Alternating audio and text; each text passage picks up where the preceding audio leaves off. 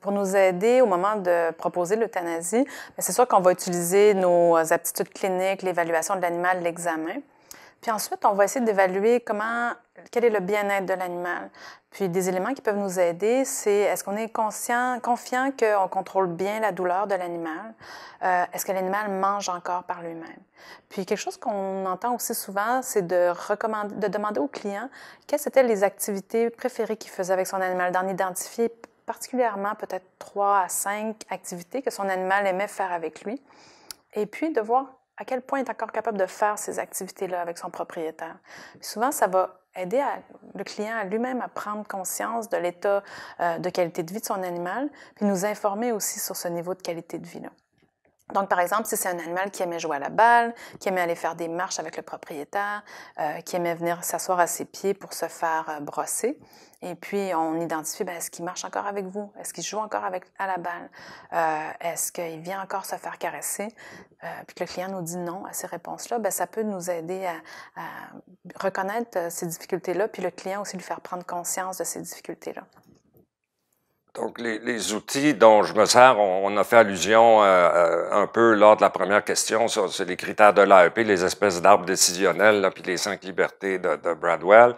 Mais encore une fois, je dois les adapter aux circonstances et puis au profil de l'individu. Et par exemple, si quelqu'un a une ferme et que les chevaux sont gardés chez eux, que c'est pas un problème d'avoir un cheval à nourrir le cheval et puis lui donner de l'espace pour prendre sa retraite. C'est facile. Si quelqu'un a son cheval en pension qui paye 500-600 $ par mois et que pour que le cheval soit gardé, qui habite en ville et qu'il faut trouver, là, on va essayer de trouver des maisons de retraite, on va essayer de trouver des refuges pour animaux. D'ailleurs, c'est une activité qui devient de plus en plus importante parce que peu de gens ont des moyens de garder un cheval à la retraite là, pour s'en occuper. Là, puis, encore une fois, tout en respectant les critères dont j'ai parlé de Bradwell et de l'AEP. Donc, pour moi, c'est important de regarder tout ça comme un ensemble pour m'assurer que toutes les solutions vont maintenir le bien-être de l'animal. Et je pense que, encore une fois, puis ça m'aide de connaître, les vétérinaires connaissent leurs clients, ils connaissent leurs circonstances. C'est donc beaucoup plus facile quand on connaît ce que les gens vivent. Là. Des outils que je vais utiliser dans ma pratique pour aider le client à prendre la décision de procéder à l'euthanasie, ça va être principalement basé sur mes connaissances médicales. J'ai été formée pour ça, donc me baser sur la littérature, mon expérience clinique pour reconnaître un pronostic qui est sombre, pour ne pas dire fatal, et aider le client à reconnaître là, finalement qu'on a atteint les limites de la médecine. Il n'y a pas d'arbre décisionnel qui est présentement fait pour les bovins laitiers.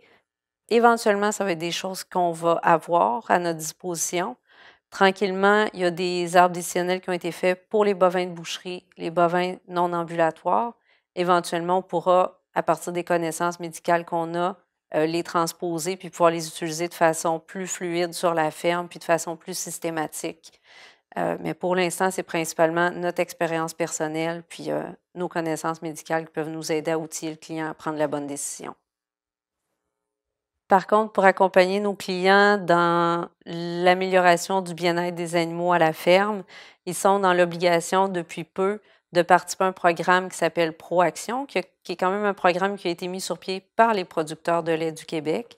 Et ils ont une panoplie de choses à remplir comme obligation, dont produire une procédure normalisée pour avoir une façon qui est standardisée, écrite de comment ils procèdent à l'euthanasie des animaux à la ferme.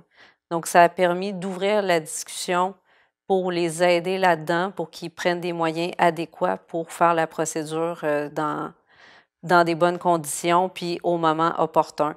Donc, les arbres décisionnels dans le futur qui vont sans doute être à notre portée vont pouvoir les aider aussi à cheminer là-dedans pour rapidement prendre la décision lorsque la condition de l'animal nous oblige à procéder. On a certains outils pour nous permettre aider notre personnel à prendre une décision d'euthanasie. Il y a le fait de faire des tournées avec eux dans les élevages pour vérifier les animaux. Mais après ça, c'est de monter des arbres de décision pour leur dire, bon, face à tel animal, qu'est-ce que je peux faire? Est-ce que je le traite? Puis là, on sait qu'on embarque dans un 3 à 5 jours de traitement, puis qu'il va y avoir une période de retrait à faire. Si on réussit bien, tout est parfait. Si on ne réussit pas, bien, il va y avoir l'euthanasie. Ou encore, est-ce que je l'envoie à l'abattoir parce que, oui, il est problématique, mais ce n'est pas nécessairement quelque chose d'infectieux, il ne fait pas de fièvre, puis je pourrais l'envoyer à l'abattoir. Là encore, il y a des décisions qui doivent être prises en fonction, est-ce qu'il peut être transporté vers l'abattoir? Ou encore, dans certaines situations, un porc a une hernie trop grosse pour pouvoir être transporté, il n'est pas malade, mais on peut faire boucherie. Donc, à ce moment-là, s'il n'y a pas de période de retrait, il n'y a rien eu de spécial, on peut aussi l'abattre pour consommation personnelle. Il faut arriver dans plusieurs situations à avoir différents arbres de décision pour aider notre personnel à arriver facilement à cette décision-là. L'autre chose qui va bien aussi, si je pense à mes super nounous de tantôt, mes super nounous savent qui est un peu trop petit comme porcelet à la naissance. Fait qu'ils peuvent aider à dire « Parfait, ce porcelet-là, il est trop petit il est trop petit, il n'est pas habile, il ne se déplace pas bien. » Puis ils peuvent marquer les animaux qui devraient être euthanasiés. Mais ce ne sera pas eux qui vont le faire. Donc, déterminer 2 personnes dans le personnel. Une qui va décider il peut être euthanasié, puis une autre personne qui, eux, sont responsables de l'exécuter, l'euthanasie. Puis dans ces procédures-là, à ce moment-là, on est plus rapide à vraiment faire l'exécution de ce qu'il y a à faire.